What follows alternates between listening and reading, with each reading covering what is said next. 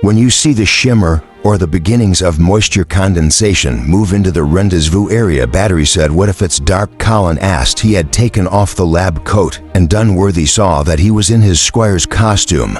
You should still be able to see the shimmer, and will call out to you, Battery said. He grunted softly and put his hand to his side again. You've been immunized. Yes, good. All we're waiting for then is the med support. He looked hard at Dunworthy. Are you sure you're well enough to do this? Are you? Dunworthy asked. The door opened, and William's nurse came in wearing a slick. She blushed when she saw Dunworthy. William said, you needed med support. Where would you like me to set up?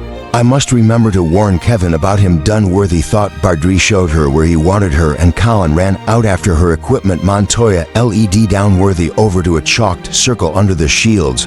Are you going to wear your spectacles? Yes, he said. You can dig them up in your churchyard. I'm certain they won't be there, she said solemnly. Do you want to sit or lie down? He thought of Kevin lying with her arm across her face, helpless and blind. I'll stand, he said. Colin came back in with a steamer trunk. He set it down by the console and came over to the net. You've no business going by yourself, he said. I must go by myself. Colin, why? It's too dangerous. You can't imagine what it was like during the Black Death. Yes, I can. I read the book through twice, and I've had my... He stopped. I know all about the Black Death. Besides, if it's as bad as all that, you shouldn't go by yourself. I wouldn't get in the way, I promise. Colin, he said helplessly, you're my responsibility. I can't take the risk. The Dre came over to the net carrying a light measure. The nurse needs help with the rest of her equipment. He said, if you don't come back, I'll never know what happened to you. Colin said. He turned and ran out. Bardry made a slow circuit of Dunworthy taking measurements. He frowned, took hold of his elbow, took more measurements. The nurse came over with a syringe. Dunworthy rolled up the sleeve of his doublet. I want you to know I don't approve of this at all, she said, swabbing Dunworthy's arm. Both of you properly belong in hospital. She plunged the syringe in and walked back to her steamer trunk. Battery waited while Dunworthy rolled down his sleeve and then moved his arm, took more measurements, moved it again. Colin carried a skin unit in and went back out. Without looking at Dunworthy, Dunworthy watched the display screens change and change again. He could hear the bell ringers and almost musical sound with the door shut. Colin opened the door, and they clanged wildly for a moment while he maneuvered a second steamer trunk through the door. Colin dragged it over to where the nurse was setting up, and then went over to the console and stood beside Montoya watching the screens generate numbers. He wished he had told them he would go through. Sitting down, the stiff boots pinched his feet, and he felt tired from the effort of standing still. Padres spoke into the ear again, and the shields came down, touched the floor, draped a bit. Colin said something to Montoya, and she glanced up, frowned, and then nodded and turned back to the screen. Colin walked over to the net. What are you doing? Dunworthy said. One of the curtain things is caught, Colin said. He walked to the far side and tugged on the fold. Ready? Bardry said. Yes, Colin said, and backed away toward the prep door. No, wait, he came back up to the shields. Shouldn't you take your spectacles off in case someone sees you come through? Dunworthy removed his spectacles and tucked them inside his doublet. If you don't come back, I'm coming after you, Colin said, and backed away. Ready? He called. Dunworthy looked at the screens. They were nothing but a blur. So was Montoya, who had leaned forward over Bardry's shoulder. She glanced at her digital. Bardry spoke into the ear. Dunworthy closed his eyes. He could hear the bell ringers banging away at when at last my savior cometh. He opened them again. Now, Battery said. He pushed a button, and Colin darted toward the shields and under straight into Dunworthy's arms. Chapter 33. They buried Rosamond in the grave the steward had dug for her. You will have need of these graves, the steward had said. And he was right. They would never have managed to dig it themselves. It was all they could do to carry her out to the green. They laid her on the ground beside the grave. She looked impossibly thin lying there in her cloak, wasted almost to nothing. The fingers of her right hand, still half curved around the apple she had let drop, were nothing but bones. Heard you her confession? Roach asked. Yes, Kevin said, and it seemed to her that Rosamond had confessed to being afraid of the dark and the plague, and being alone, to loving her father, and to knowing she would never see him again. All the things that she herself could not bring herself to confess. Gibran unfastened the love knot pin Sir Blower had given Rosamond and wrapped the cloak around her, covering her head, and Rosh picked her up in his arms like a sleeping child and stepped down into the grave. He had trouble climbing out, and Kevin had to take hold of his huge hands and pull him out. And when he began the prayers for the dead, he said, Dominus et juvenum de me festina. Kevin looked anxiously at him. We must get him away from here before he catches it.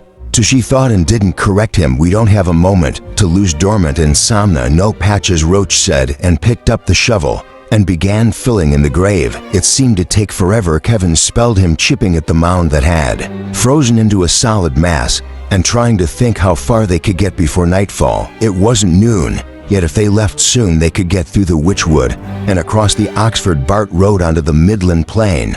They could be in Scotland within the week, near Invercastley or Dunnock, where the plague never came. Father Roach, she said, as soon as he began tampering down the dirt with the flat of the shovel. We must go to Scotland. Scotland, he said, as if he had never heard of it. Yes, she said.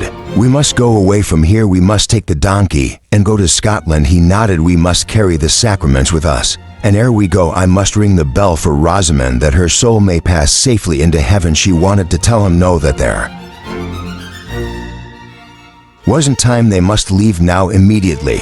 But she nodded. I will fetch Balaam, she said. Roach started for the bell tower, and she took off running for the barn.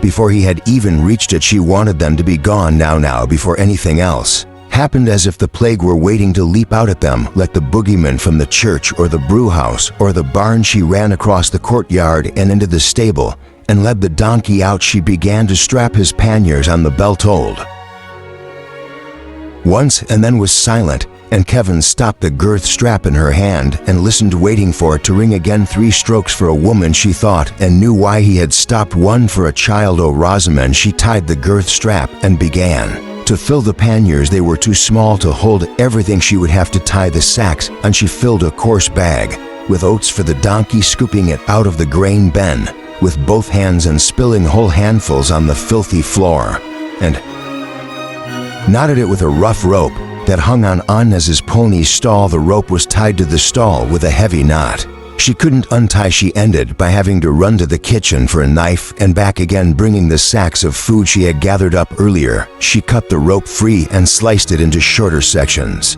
threw down the knife, and went out to the donkey. He was trying to gnaw a hole in the sack of oats. She tied it and the other bags to his back with the pieces of rope and led him out of the courtyard and across the green to the church. Roach was nowhere in sight. Kevin still needed to fetch the blankets and the candles, but she wanted to put the sacraments in the panniers first. Food, oats, blankets, candles. What else had she forgotten? Roach appeared at the door. He was not carrying anything. Where are the sacraments? She called to him. He didn't answer. He leaned for a moment against the church door, staring at her, and the look on his face was the same as when he had come to tell her about the miller.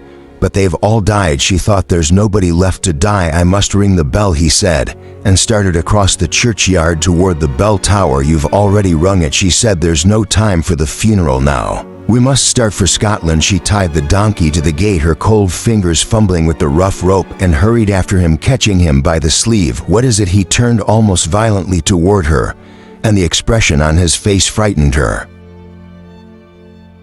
He looked like a cutthroat, a murderer. I must ring the bell for vespers, he said, and shook himself violently free of her hand. Oh no, Kevin thought, it is only midday. She said, it isn't time for vespers. Yet he's just tired, she thought. We're both so tired we can't think straight. She took hold of his sleeve again. Come, Father, we must go. If we're to get through the woods by nightfall, it is past time, he said, and I have not yet rung them. Lady Amani will be angry. Oh no, she thought. Oh no, I will ring it, she said, stepping in front of him. To stop him, you must go into the house and rest. It grows dark, he said angrily. He opened his mouth as if to shout at her, and a great gout of vomit and blood heaved up out of him and onto Kevin's jerkin. Oh no, he looked bewildered at her drenched jerkin, the violence gone out of his face. Come, you must lie down, she said, thinking we will never make it to the manor house. Am I ill, he said, still staring at her blood-covered jerkin. No, she said, you are but tired and must rest. She led him toward the church. He stumbled, and she thought, if he falls, I will never get him up. She helped him inside, bracing the heavy door open with her back and sat him down against the wall. "I fear the work has tired me," he said, leaning his head against the stones. "I would sleep a little." "Yes, sleep," Kevin said. As soon as he had closed his eyes, she ran back to the manor house for blankets and a bolster to make him a pallet when she skidded in with them. He was no longer there. "Roach," she cried, trying to see up the dark nave. "Where are you?" There was no answer. She darted out again, still clutching the bedding to her chest. But he wasn't in the bell tower or the churchyard, and he could not possibly have made it to the house. She ran back in the church and up the nave, and he was there on his knees in front of the statue of St. Catherine. "You must lie down," she said, spreading the blankets on the floor. He lay down obediently, and she put the bolster behind his head. "It is the plague, is it not?" he asked, looking up at her. "No," she said, pulling the coverlet up over him. "You're tired, that's all. Try to sleep." He turned on his side away from her, but in a few minutes, he set up the murderous expression. "Back and threw the covers off." "I must ring the Vespers bell," he said accusingly, and it was all Kevin could do to keep him from standing up. When he dozed again, she tore strips from the frayed bottom of her jerkin and tied his hands to the rude screen. "Don't do this to him," Kevin murmured over and over, without knowing it. "Please, please don't do this to him." He opened his eyes. "Surely God must hear such fervent prayers," he said, and sank into a deeper, quieter sleep. Kivrin ran out and unloaded the donkey and untied him, gathered up the sacks of food and the lantern and brought them inside the church. He was still sleeping. She crept out again and ran across to the courtyard and drew a bucket of water from the well. He still did not appear to have awakened, but when Kivrin wrung out a strip torn from the altar cloth and bathed his forehead with it, he said, without opening his eyes, "I feared that you had gone." She wiped the crusted blood by his mouth. "I would not go to Scotland without you." "Not Scotland," he said to heaven. She ate a little of the stale manchet and cheese from the food sack and tried to sleep a little, but it was too cold. When Roach turned and sighed in his sleep, she could see his breath. She built a fire, pulling up the stick fence around one of the huts and piling the sticks in front of the rood screen. But it filled the church with smoke. Even with the doors propped open, Roach coughed and vomited again. This time, it was nearly all blood. She put the fire out and made 2 more hurried trips for as many furs and blankets as she could find and made a sort of nest of them. Rocio's fever went up in the night. He kicked at the covers and raged at Kivrin, mostly in words she couldn't understand. Though once he said clearly, "Go curse you," and over furiously. It grows dark. Kevin brought the candles from the altar and the top of the rood screen and set them in front of St. Catherine's statue. When his ravings about the dark got bad, she lit them all and covered him up again, and it seemed to help a little. His fever rose higher, and his teeth chattered in spite of the rugs heaped over him. It seemed to Kivrin that his skin was already darkening, the blood vessels hemorrhaging under the skin. "Don't do this, please." In the morning, he was better. His skin had not blackened after all. It was only the uncertain light of the candles that had made it seem mottled. His fever had come down a little, and he slept soundly through the morning and most of the afternoon, not vomiting at all. She went out for more water before it got dark. Some people recovered spontaneously, and some were saved by prayers. Not everyone died who was infected. The death rate for pneumonic plague was only 90%. He was awake when she went in, lying in a shaft of smoky light. She knelt and held a cup of water under his mouth, tilting his head up so he could drink it. "As the blue sickness," he said. When she let his head back down, "You're not going to die," she said. 90%, 90%. "You must hear my confession." No, he could not die. She would be left here all alone. She shook her head, unable to speak. "Bless me, Father, for I have sinned," he began in Latin. He hadn't sinned. He had tended the sick, shriven the dying, buried the dead. It was God who should have to beg forgiveness in thought, word, deed, and omission. "I was angry with Lady Amon. I shouted at Maysbury." He swallowed. "I had carnal thoughts of a saint of the Lord, carnal thoughts. I humbly ask pardon of God and absolution of you, Father. If you think me worthy, there is nothing to forgive." She wanted to say, "Your sins are no sins." Carnal thoughts. We held down Rosamond and barricaded the village against a harmless boy and buried a 6-month-old baby. It is the end of the world. Surely you are to be allowed a few carnal thoughts." She raised her hand helplessly, unable to speak the words of absolution.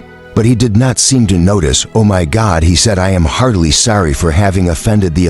You're the saint of the Lord." She wanted to tell him, "And where the hell is he? Why doesn't he come and save you?" There was no oil. She dipped her fingers in the bucket and made the sign of the cross over his eyes and ears, his nose and mouth.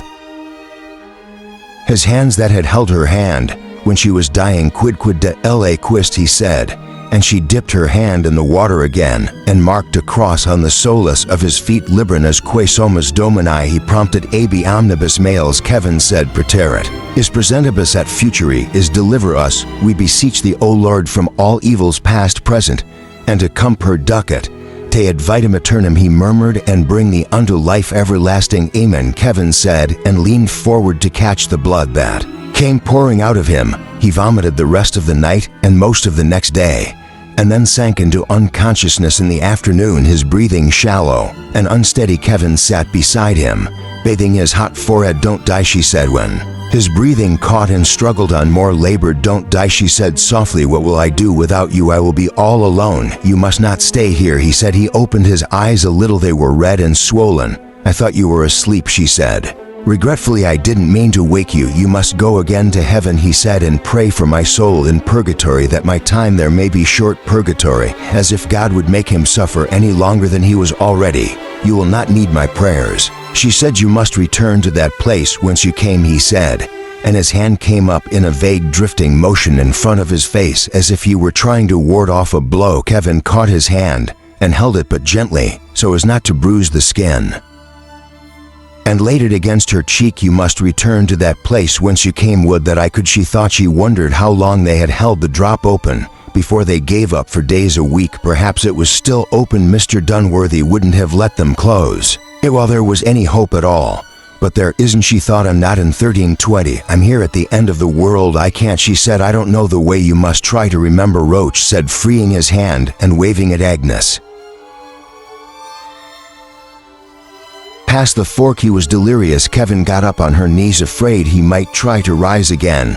"Where you fell," he said, putting his hand under the elbow of the waving arm to brace it, and Kevin realized he was trying to point past the fork. "Past the fork? What is past the fork?" she asked. "The place where first I found you, when you fell from heaven," he said, and let his arms fall. "I thought that Garwin had found me," he said, as if he saw no contradiction in what she said. "I met him on the road while I was bringing you to the manor." He had met Garmin on the road, the place where Agnes fell, he said, trying to help her remember the day we went for the holly. "Why didn't you tell me when we were there?" Kivrin thought. "But you knew that too." He had had his hands full with the donkey, which aborted at the top of the hill and refused to go any further because it saw me come through, she thought, and knew that he had stood over her in the glade, looking down at her as she lay there with her arm over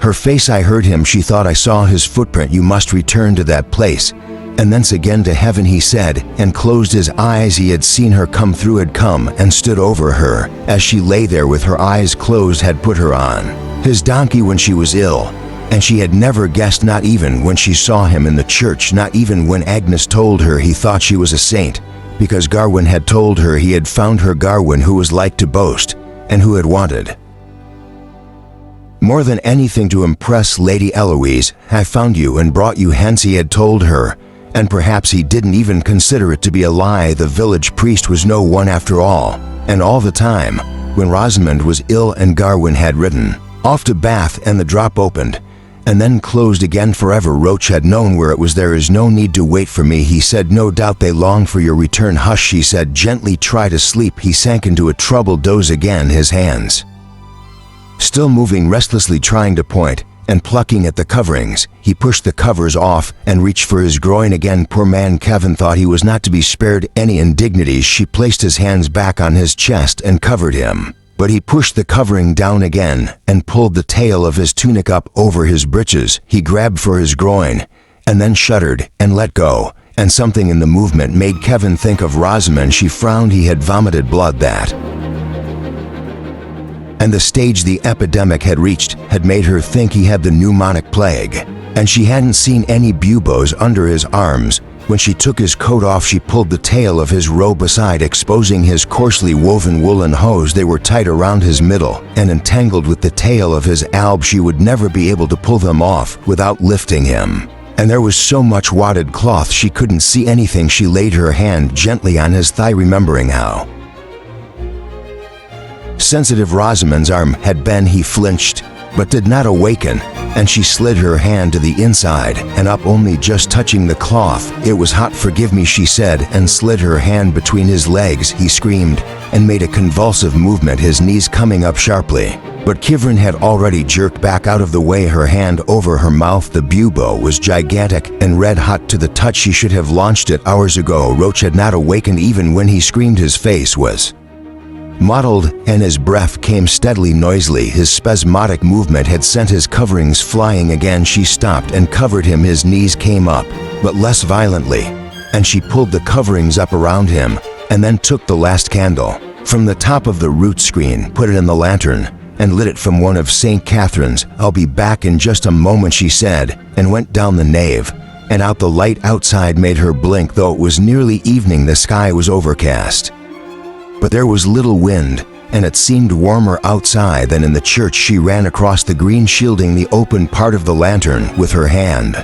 There was a sharp knife in the barn. She had used it to cut the rope. When she was packing the wagon, she would have to sterilize it before she lanced the bubo. She had to open the swollen lymph node before it ruptured. When the buboes were in the groin, they were perilously close to the femoral artery. Even if Roach didn't bleed to death, immediately when it ruptured, all that poison would go straight into his bloodstream. It should have been launched hours ago. She ran between the barn and the empty pigsty and into the courtyard. The stable door stood open, and she could hear someone inside. Her heart jerked. "Who's there?" she said, holding the lantern up. The steward's cow was standing in one of the stalls, eating the spilled oats. It raised its head and looked at Kevin and started toward her at a stumbling run. "I don't have time," Kevin said. She snatched up the knife from where it lay on the tangle of ropes and ran out. The cow followed, lumbering awkwardly because of its overfull udder and mooing pettishly. "Go away," Kevin said, "near tears. I have to help him or he'll die." She looked at the knife. It was filthy. When she had found it in the kitchen, it had been dirty, and she had laid it down in the manure and dirt of the barn floor between times. While she was cutting the ropes, she went over to the well and picked up the bucket. There was no more than an inch of water in the bottom, and it had a skim of ice on it. There was not enough to even cover the knife, and it would take forever to start a fire and bring it to a boil. There was no time for that. The buboes might already have ruptured. What she needed was alcohol. But they had used all the wine, lancing the buboes and giving sacraments to all the dying. She thought of the bottle the clerk had had in Rosamond's bower. The cow shoved against her. "No," she said firmly, and pushed open the door of the manor house, carrying the lantern. It was dark in the anteroom, but the sunlight streamed into the hall through narrow windows, making long, smoky golden shafts that lit the cold hearth and the high table and the wadmal sack of apples Kevin had spilled out across it. The rats didn't run. They looked up at her when she came in, their small black ears twitching, and then went back to the apples. There were nearly a dozen of them on the table, and one sat on Anna's three-legged stool, its delicate paws up to its face, as if it were praying. She sat down, the lantern on the floor. "Get out," she said. The rats on the table didn't even look up. The one who was praying did, across its folded paws, a cold appraising look, as if she were an intruder. "Get out of here," she shouted, and ran toward them. They still didn't run. Two of them moved behind the salt cellar, and one of them dropped the apple it was holding with a thunk onto the table. It rolled off the edge and onto the rush-strewn floor. Kivrin raised her knife. She brought it down on the table, and the rats scattered out. She raised it again. She swept the apples off the table and onto the floor. They bounced and rolled onto the rushes in its surprise. Of fright, the rat that had been on Anna's stool ran straight toward Kevin. "Of here," she threw the knife at it, and it sprinted back under the stool and disappeared in the rushes. "Get out of here," Kevin said, and buried her face in her hands. "Mo," the cow said from the anteroom. "It's a disease," Kevin whispered shakily, her hands still over her mouth. "It's nobody's fault." She went and retrieved the knife and the lantern. The cow wedged itself halfway through the manor door and got stuck. It loaded her piteously. She left it, then went up to the bower, ignoring the sounds of skittering above her. The room was icy cold. The linen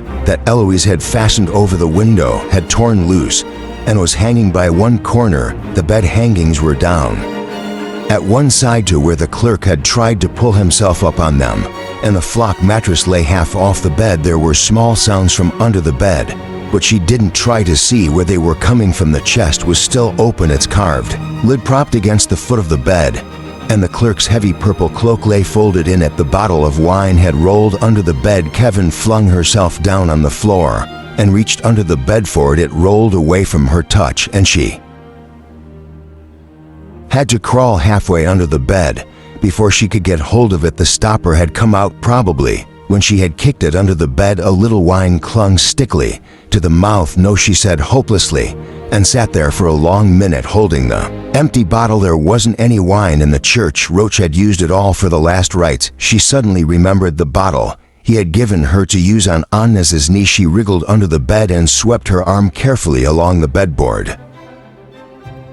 Afraid of knocking it over, she couldn't remember how much had been in it, but she didn't think she'd used it all. She nearly knocked it over in spite of her carefulness and grabbed for the wide neck. As it tilted, she backed out from under the bed and shook it gently. It was nearly half full. She stuck a knife in the waistband of her jerkin, tucked the bottle under her arm, grabbed up the clerk's cloak, and went downstairs. The rats were back working on the apples, but this time they ran when she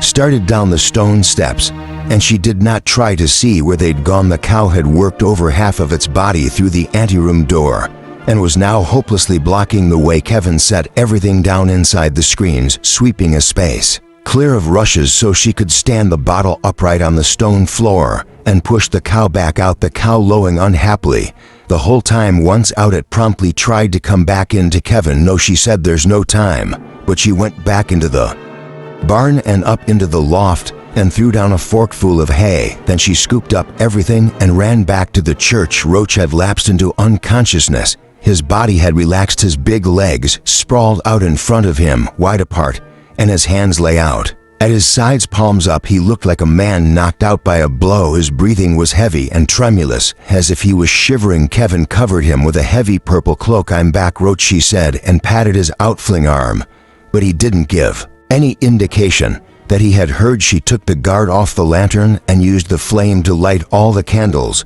There were only 3 of Lady Hermione's candles left, all of them over half burned. She lit the rush lights too, and the fat tallow candle in the niche of the statue of St. Catherine, and moved them closer to Roca's legs so she would be able to see. I'm going to have to take your hose off, she said, folding back the coverlet. I have to lance the bubo. She untied the ragged points on the hose, and he didn't flinch at her touch, but he moaned a little, and it sounded liquid. She pulled at the hoses, trying to get them down over his hips, and then yanked at the legs, but they were too tight. She would have to cut them off. I'm going to cut your hose off, she said, crawling back to where she'd left the knife and the bottle of wine. I'll try not to cut you. She sniffed at the bottle and then took a little swig and choked good. It was old and full of alcohol. She poured it over the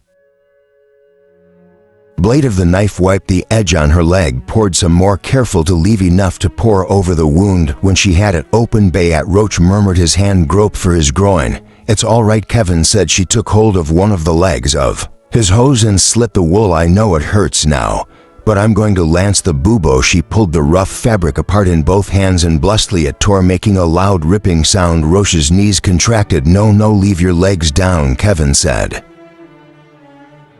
trying to push on his knees. I have to lance the bubo. She couldn't get them down. She left them for the moment and finished tearing the leg of his hose, reaching under his leg to split the rough cloth the rest of the way up so she could see the bugle. It was twice as big as Rosamond's and completely black. It should have been lanced hours ago, days ago. Roach, please put your legs down, she said, leaning on them with all her weight. I have to open the plague boil. There was no response. She was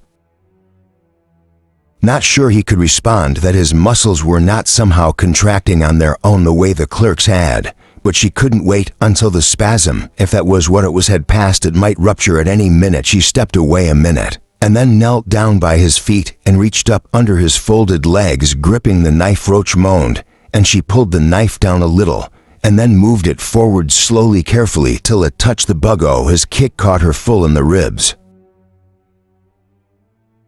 sending her sprawling. She let go of the knife, and it skittered loudly across the stone floor. The kick had knocked the wind out of Kevin. and she lay there gasping for air, taking long wheezing breaths. She tried to sit up. Pain stabbed at her right side, and she fell back clutching at her ribs. Roach was still screaming a long, impossible sound like a tortured animal. Kevin rolled slowly onto her left side, holding her hand tightly against her rib so she could see him. He rocked back and forth like a child, screaming all the while, his legs drawn up protectively to his chest. She could not see the bubo. Kevin tried to raise herself, bracing her hand against the stone floor until she was half sitting, and then edging her hand toward her till she could put both hands down and get onto her knees. She cried out little whimpering screams that were lost in Roach's. He must have broken some ribs. She spat on her hand, afraid of seeing blood. When she was finally on her knees, she sat back on her feet a minute, huddling against the pain.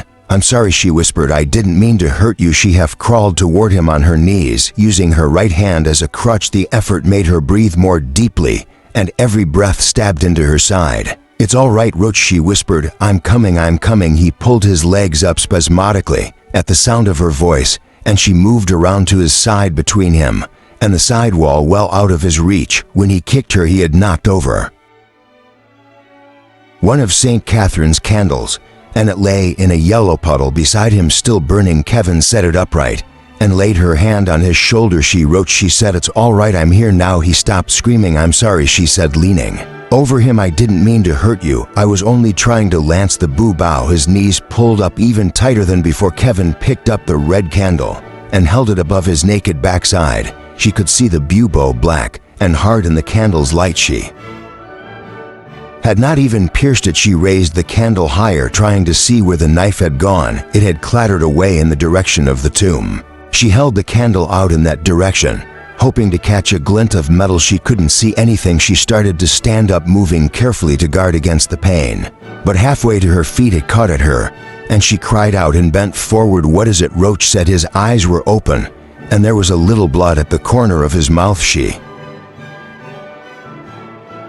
wondered if he had bitten through his tongue when he was screaming, "Have I done hurt to you?" "No," she said, kneeling back down beside him. "No, you have done no hurt." She blotted at his mouth with the sleeve of her jerkin. "You must," he said, and when he opened his mouth, more blood leaked out. He swallowed.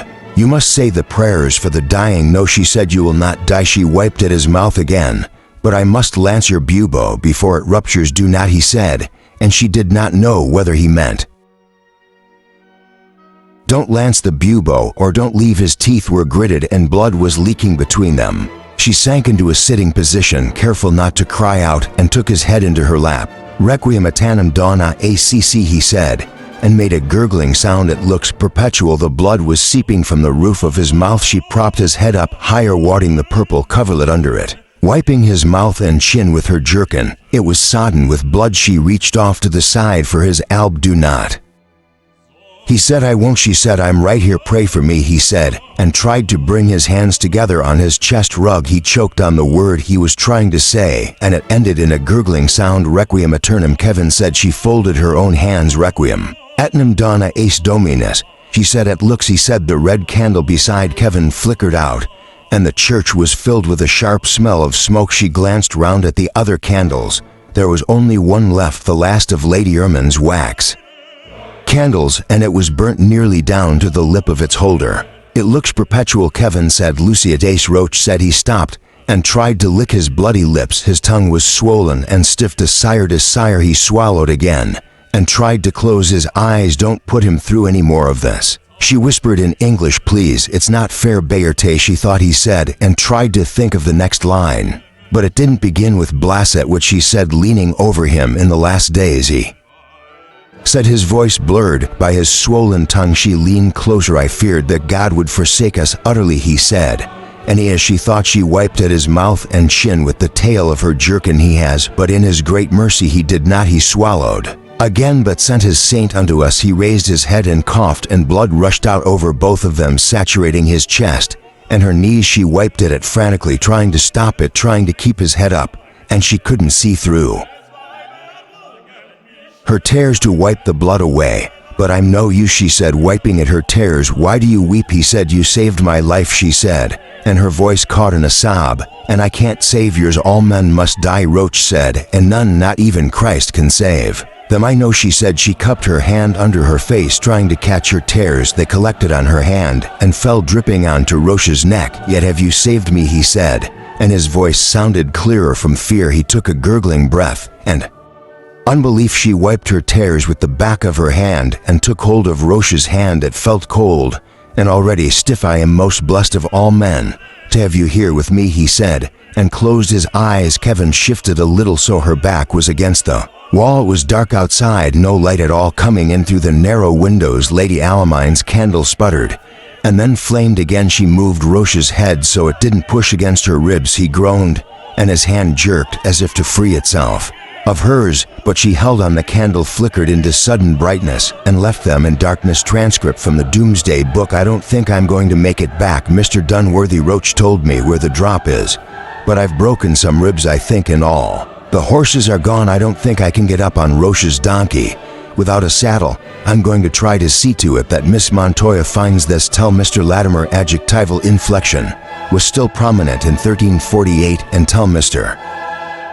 Gilchrist he was wrong. The statistics weren't exaggerated. Break, I don't want you to blame yourself for what happened. I know you would have come to get me if you could, but I couldn't have gone anyway, not with Agnes ill. I wanted to come, and if I hadn't they would have been all alone, and nobody would have ever known how frightened and brave and irreplaceable they were. Break, it's strange, when I couldn't find the drop, and the plague came, you seemed so far away I would not ever be able to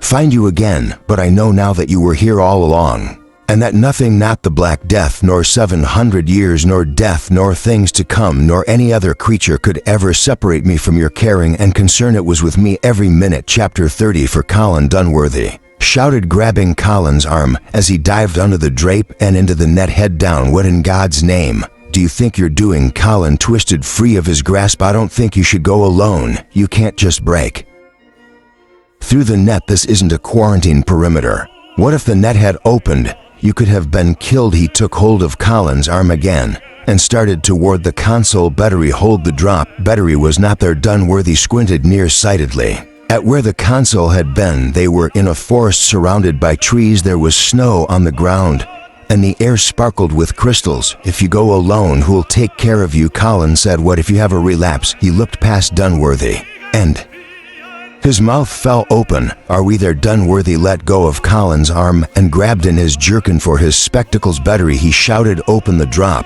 He put on his spectacles. They were covered with frost. He yanked them off again and scraped at the lenses. Battery, where are we? Colin asked. Down where they hooked his spectacles over his ears and looked around at the trees. They were ancient, the ivy twining their trunks silver with frost. There was no sign of Kivrin. He had expected her to be here, which was ridiculous. They had already opened the drop and not found her.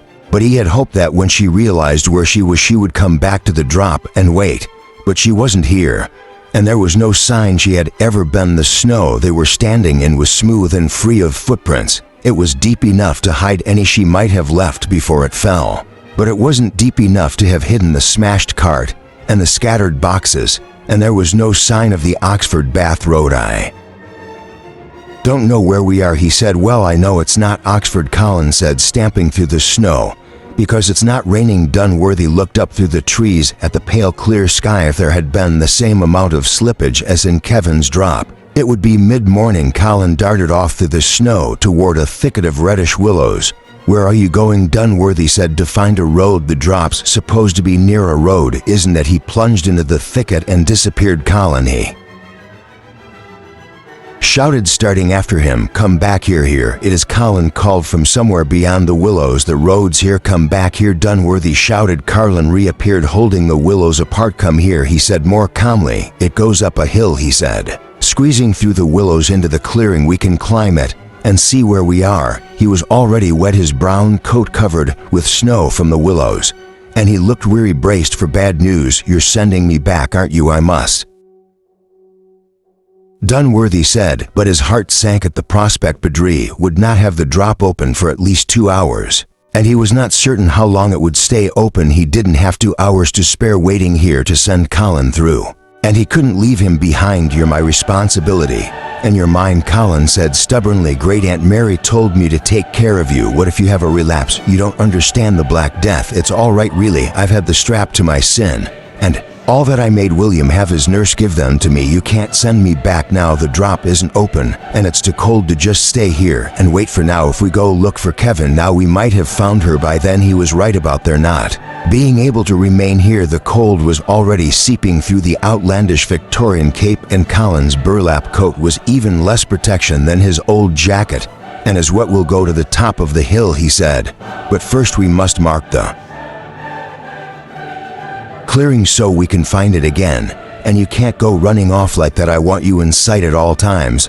I don't have time to go looking for you. As well, I won't get lost," Colin said, rummaging in his pack. He held up a flat rectangle. "I brought a locator. It's already set to home in on the clearing." He held the willows apart for Dunworthy, and they went out to the road. It was scarcely a cow path, and was covered with snow, unmarked, except by the tracks of squirrels and a dog or possibly a wolf. Colin walked obediently at Dunworthy's side till they were halfway up the hill, and then couldn't restrain himself and took off running. Dunworthy trudged after him, fighting the tightness already in his chest. The trees stopped halfway up the hill and the wind began where they left off. It was bitingly cold. "I can see the village," Colin shouted down to him. He came up beside Colin. The wind was worse here, cutting straight through the cape, lining or no lining, and pushing long streamers of cloud across the pale sky. Far off to the south, a plume of smoke climbed straight into the sky, and then, caught by the wind, veered off sharply. To the east, "See," Colin said, pointing. A rolling plain lay below them, covered in snow, almost too bright to look at. The bare trees and the roads stood out darkly against it like markings on a map. The Oxford Bath Road was a straight black line, bisecting the snowy plain, and Oxford a pencil drawing. He could see the snowy roofs and the square tower of St. Michael's above the dark walls. "It doesn't look like the Black Death is here, yet does it?" Colin said. Colin was right. It looked serene, untouched, the ancient Oxford of legend.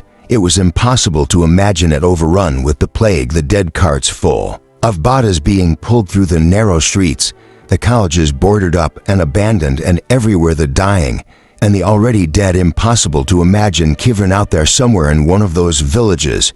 He could not see. "Can't you see it?" Colin said, pointing south behind those trees. He squinted, trying to make out buildings among the cluster of trees. He could see a darker shape among the gray branches, the tower of a church perhaps, or the angle of a manor house. "There's the road that leads to it," Colin said, pointing to a narrow gray line that began somewhere below them. Dunworthy examined the map Montoya had given him. There was no way to tell which village it was, even with her notes, without knowing how far they were from the intended drop site. If they were directly south of it, the village was too far east to be Scangate. But where he thought it should be, there were no trees, nothing, only a flat field of snow. "Well," Colin said, "are we going to it?" It was the only village visible, if it was a village, and it looked to be no more than a kilometer away. If it was not Scangate, it was at least in the proper direction. And if it had one of Montoya's distinguishing characteristics, they could use it to get their bearings. "You must keep with me at all times and speak to know when you understand." Colin nodded, clearly not listening. "I think the road is this way," he said, and ran down the far side of the hill. Dunworthy followed, trying not to think how many villages there were, how little time there was, how tired he was after only one hill. "How did you talk William into the structure mice and inoculations?" he asked. When he caught up to Colin, he wanted Great Aunt Mary's med number so he could forge the authorizations. "It wasn't the kid in her shopping bag, and you refused to give it to him unless he agreed?" "Yes, and I told him I'd tell his mother about all his girls," he said, and ran off ahead again. The road he'd seen was a hedge down where they refused to set off. Through the field it bordered. "We must keep to the roads," he said. "This is quicker," Colin protested. "It isn't. As if we can get lost. We've got the locator." Dunworthy refused to argue. He continued on, looking for a turning. The narrow fields gave way to woods and the road turned back to the north. "What if there isn't a road to the village?" Colin said, after half a kilometer. But at the next turning there was one. It was narrower than the one past the drop, and no one had traveled along it since the snow. They waded into it, their feet breaking through the frozen crust at every step. Dunworthy looked anxiously ahead for a glimpse of the village, but the woods were too thick to see through. The snow made it slow going, and he was already out of breath. The tightness in his chest, like an iron band. What do we do when we get there? Colin asked, striding effortlessly through the snow. You stay out of sight and wait for me, Downworthy said. Is that perfectly clear? Yes, Colin said. Are you certain this is the right road? Downworthy was not certain at all. It had been curving west away from the direction he thought the village lay in, and just ahead it bent north again. He peered anxiously through the trees, trying to catch a glimpse of stone or thatch. The village wasn't this far, I'm sure of it, Colin said, rubbing his arms. We've been walking for hours. It had not been hours, but it had been at least an hour, and they had not come to so much as a cotter's hut at Alona village. There were a score of villages here, but where? Colin took out his locator. See, he said, showing Dunworthy the readout. We've come to far south. I think we should go back to the other road. Dunworthy looked at the readout and then at the map. They were nearly straight south of the drop, and over 3 kilometers from it they would have to retrace their steps nearly all the way, with no hope of finding Kevin in that time. And at the end of it, he was not certain he would be able to go any farther. He already felt done in the band tightening round his chest with every step, and he had a sharp pain midway up his ribs. He turned and looked at the curve ahead, trying to think what to do. My feet are freezing, Colin said. He stamped his feet in the snow, and a bird flew up, startled, and flapped away. Dunworthy looked up, frowning. The sky was becoming overcast. We should have followed the hedge, Colin said. It would have been much. Hush, Dunworthy said. What is it? Colin whispered. Is someone coming? Shh, Dunworthy whispered. He backed Colin to the edge of the road and listened again. He'd thought he'd heard a horse, but now he couldn't hear anything. It might only have been the bird. He motioned Colin behind a tree. Stay here, he whispered, and crept forward till he could see around the curve. The black stallion was tied to a thorn bush. Downworthy backed hastily behind a spruce tree and stood still, trying to see the rider. There was no one in the road. He waited, trying to quiet his own breathing so he could hear, but no one came, and he could hear nothing but the stallion's pacing. It was saddled, and its bridle was chased with silver, but it looked thin, its ribs standing out sharply against the girth. The girth itself was loose, and the saddle slipped a little to the side as it stepped backward. The stallion tossed its head, pulling hard against the reins. It was obviously trying to free itself, and as Dunworthy moved closer, he could see it was not tied, but tangled in the brambles. He stepped into the road. The stallion turned its head toward him and began to whinny wildly. Ah, that's all right, he said, coming up carefully on its left side. He put his hand on its neck, and it stopped whining and began nosing at Dunworthy, looking for food. He looked for some grass sticking up through the snow to feed it, but the area around the thorn bush was nearly bare of vegetation. How long have you been trapped here, old boy? He asked. Had the stallion's owner been stricken with the plague as he rode, or had he died? And the panicked horse bolted, running until its flying reins got tangled in the bush. He walked a little way into the woods looking for footprints, but there weren't any. The stallion began to whinny again, and he went back to free it, snatching up stalks of grass that stuck up through the snow as he went. A horse, apocalyptic, Colin said, racing up. Where'd you find it? I told you to stay where you were. I know, but I heard the horse whining, and I thought you'd run into trouble. All the more reason for you to have obeyed me. He handed the grass to Colin. Freedom, Liz. He bent over the bush and pulled out the reins. The stallion, in its efforts to extricate itself, had twisted the rein hopelessly round the spiked brambles. Dunworthy had to hold the branches back with one hand and reach in with the other to unwind it. He was covered with scratches within seconds. Whose horse is it? Colin asked, offering the horse a piece of grass from a distance of several feet. The starving animal lunged at it, and Colin jumped back, dropping it. Are you sure it's tame? Dunworthy had incurred a near-fatal injury when the stallion jerked its head down for the grass, but he had the rein free. He wrapped it around his bleeding hand and took up the other one. Yes, he said. Whose horse is it? Colin said, stroking its nose timidly. Ours. He tightened the girth and helped Colin, protesting, up behind the saddle and mounted the stallion, not yet realizing it was free. Turned its head accusingly when he kicked it gently in the sides, but then cantered off back down the snow-packed road, delighted at its freedom. Colin clutched frantically at Dunworthy's middle, just at the spot where the pain was, But by the time they had gone 100 meters, he was sitting up straight and asking, how do you steer it? And what if you wanted to go faster? It took them no time at all to return to the main road. Colin wanted to go back to the hedge and strike out across country, but Downworthy turned the stallion the other way. The road forked in half a mile, and he took the left-hand road. It was a good deal more traveled than the first one, though the woods it led through were even thicker. The sky was completely overcast now, and the wind was picking up. I see it, Colin said, and let go with one hand to point past a stand of ash trees to a glimpse of dark gray stone roof against the gray sky. A church perhaps, or a byre house that lay off to the east, and almost immediately a narrow track branched from the road over a rickety wooden plank bridging a stream and across a narrow meadow. The stallion did not prick up its ears or attempt to speed its pace, and Dunworthy concluded it must not be from this village, and a good thing too, or we'd be hanged for horse stealing before we could ask where Kivern is, he thought, and saw the sheep. They lay on their sides, mounds of dirty gray wool, though some of them had huddled near the trees trying to keep out of the wind and the snow. Carlin hadn't seen. What do we do when we get there? He asked Dunworth, his back. Do we sneak in or just ride up and ask somebody if they've seen her? There will be no one to ask, Dunworthy thought. He kicked the stallion into a canter, and they rode through the ash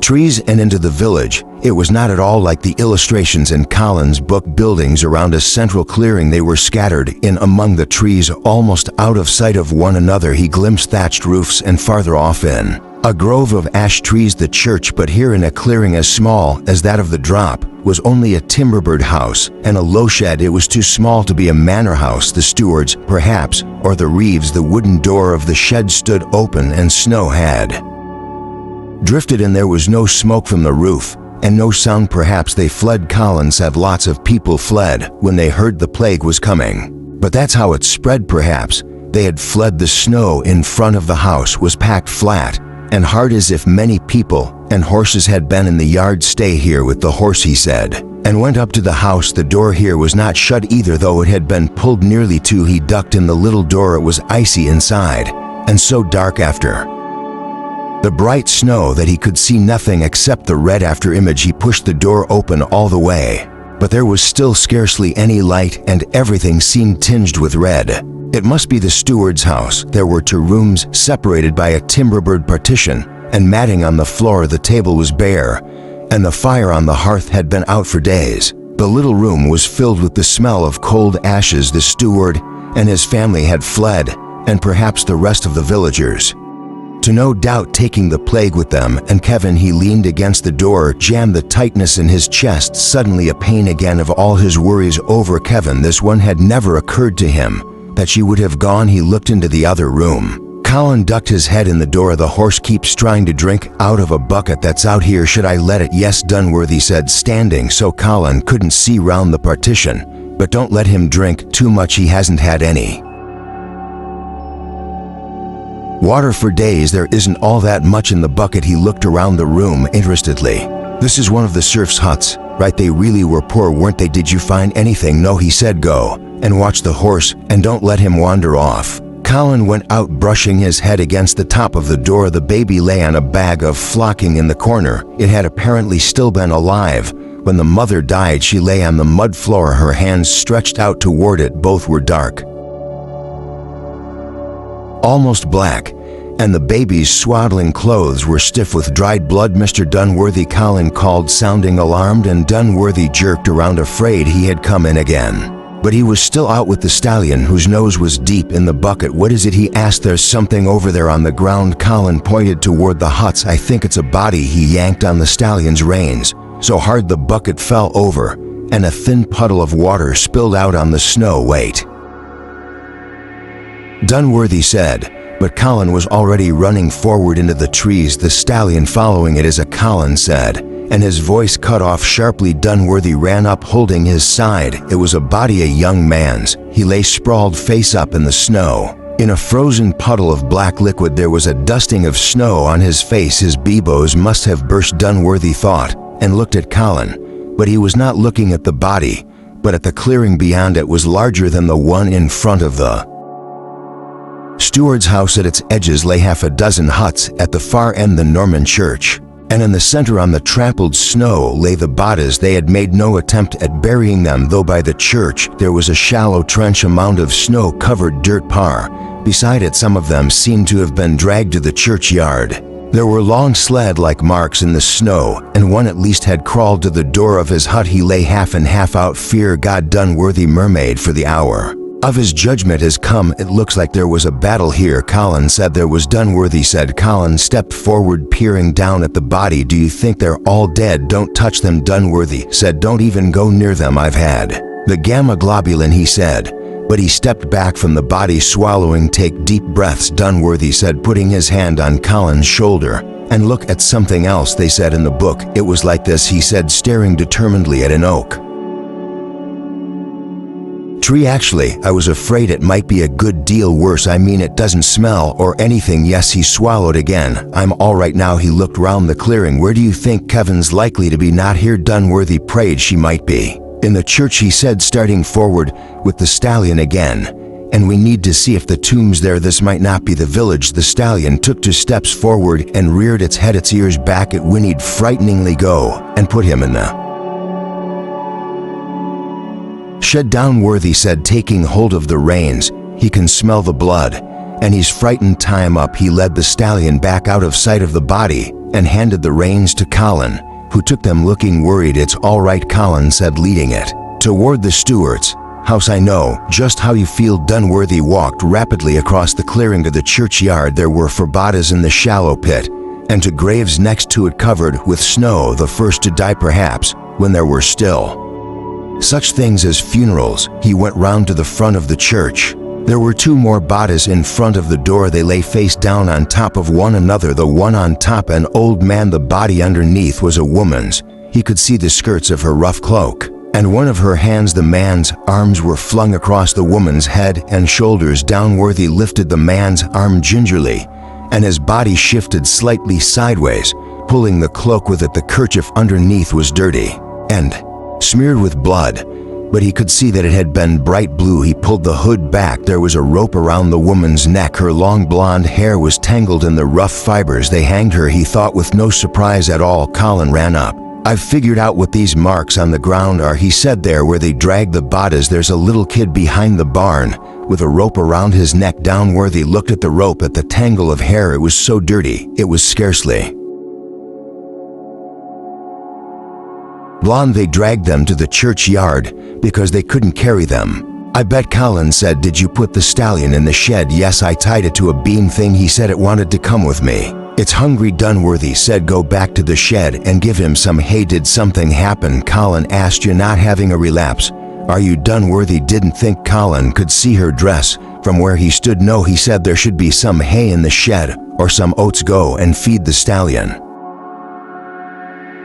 All right, Colin said defensively, and ran toward the shed. He stopped halfway across the green. I don't have to give it the hay, do I? He shouted. Can I just lay it down in front of it? Yes, Dunworthy said, looking at her hand. There was blood on her hand too, and down the inside of her wrist. Her arm was bent, as though she had tried to break her fall. He could take hold of her elbow and turn her onto her back quite easily. All it required was to take hold of her elbow. He picked up her hand. It was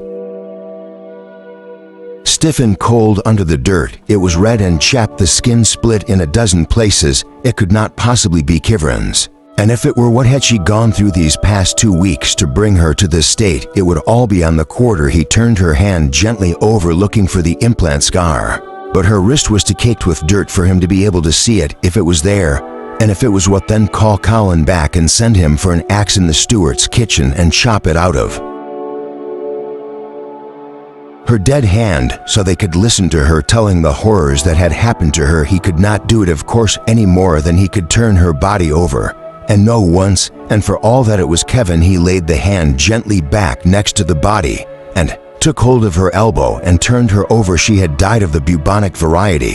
There was a foul yellow stain down the side of her blue kerchief where the bugle under her arm had split and run. Her tongue was black and so swollen it filled her entire mouth like some ghastly obscene object thrust between her teeth to choke her, and her pale face was swollen and distorted. It was not Kevin. He tried to stand, staggering a little, and then thought too late that he should have covered the woman's face. Mr. Dunworthy, Colin shouted, coming at a dead run, and he looked up blindly, helplessly at him. What's happened? Colin said accusingly. Did you find her? No, he said, blocking Colin's way. We're not going to find her. Colin was looking past him at the woman. Her face was bluish white against the white snow. The bright blue dress. You found her, didn't you? Is that her? No, Dunworthy said. But it could be.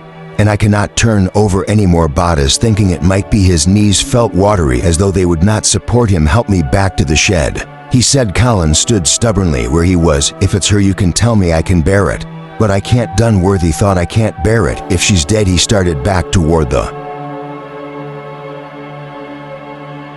steward's house, keeping one hand on the cold stone wall of the church and wondering what he would do when he came to open space. Carl leaped beside him, taking his arm, looking anxiously at him. What's the matter? Are you having a relapse? I just need to rest a bit, he said, and went on almost without meaning to Kevin wore a blue dress. When she lay down on the ground and closed her eyes, helpless and trusting, and disappeared forever into this chamber of horrors. Colin pushed the door of the shed open and helped Dunworthy inside, holding him up with both hands on his arm. The stallion looked up from a sack of oats. I couldn't find any hay, Colin said, so I gave it some grain. Horses eat grain, don't they? Yes, Dunworthy said, leaning into the sacks. Don't let him eat them all, he'll gorge himself and burst. Colin went over to the sack and began dragging it out of the stallion's reach. Why did you think it was Kevin? He said. I saw the blue dress, Dunworthy said.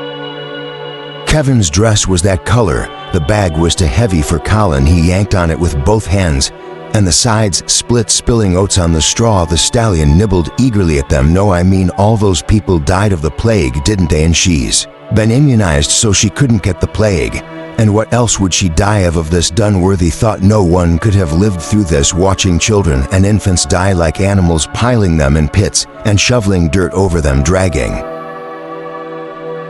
them along with a rope around their dead necks. How could she have survived this? Colin had maneuvered the sack out of reach. He let it fall next to a small chest and came over and stood in front of Dunworthy, a little breathless. Are you sure you're not having a relapse? No, he said, but he was already beginning to shiver. Perhaps you're just tired, Colin said. You rest, and I'll be back in a moment. He went out, pushing the shed's door shut behind him. The stallion was nibbling the oats Colin had spilled, taking noisy chomping bites. Dunworthy stood up, holding to the rough beam, and then went over to the little chest. The casket's brass bindings had tarnished, and the leather on the lid had a small gouge in it, but otherwise it looked brand new. He sat down beside it and opened the lid. The steward had used it for his tools. There was a coil of leather rope in it, and a rusty mattock head. The blue cloth lining Gilchrist had talked about in the pub was torn with a mattock laying against it. Carling came back and carrying the bucket. I brought you some water, he said. I got it out of the stream. He set the bucket down and fumbled in his pockets for a bottle.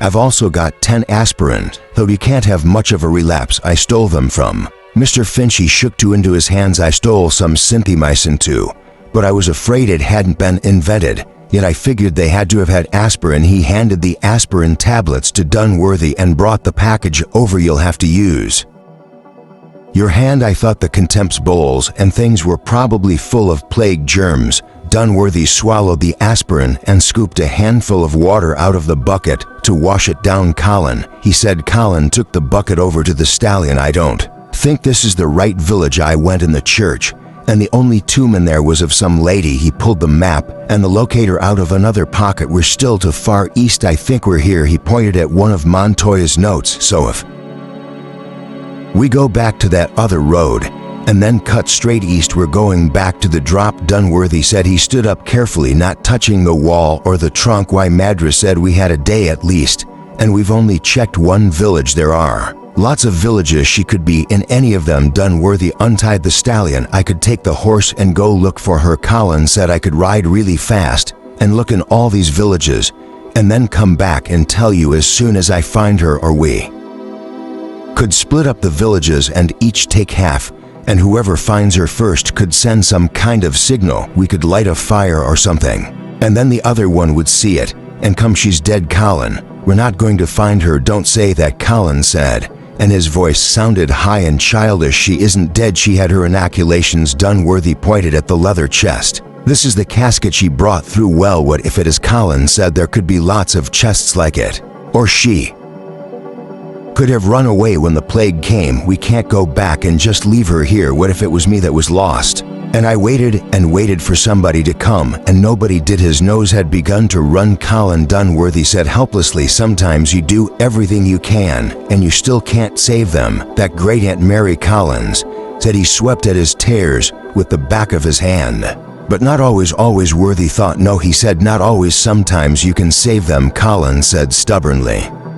Yes, he said. All right. He tied the stallion up again. We'll go and look for her. Give me 2 more aspirin and let me rest a bit till they take effect, and we'll go and look for her. Apocalyptic, Colin said. He grabbed the bucket away from the stallion, who had gone back to slurping it. I'll fetch some more water. He went running out, and Dunworthy eased himself to sitting against the wall. Please, he said, please let us find her. The door opened slowly. Colin, standing in the light, was outlined in radiance. Did you hear it? He demanded. Listen. It was a faint sound muffled by the walls of the shed, and there was a long pause between peals, but he could hear it. He stood up and went outside. It's coming from over there, Colin said, pointing toward the southwest. Get the stallion, Dunworthy said.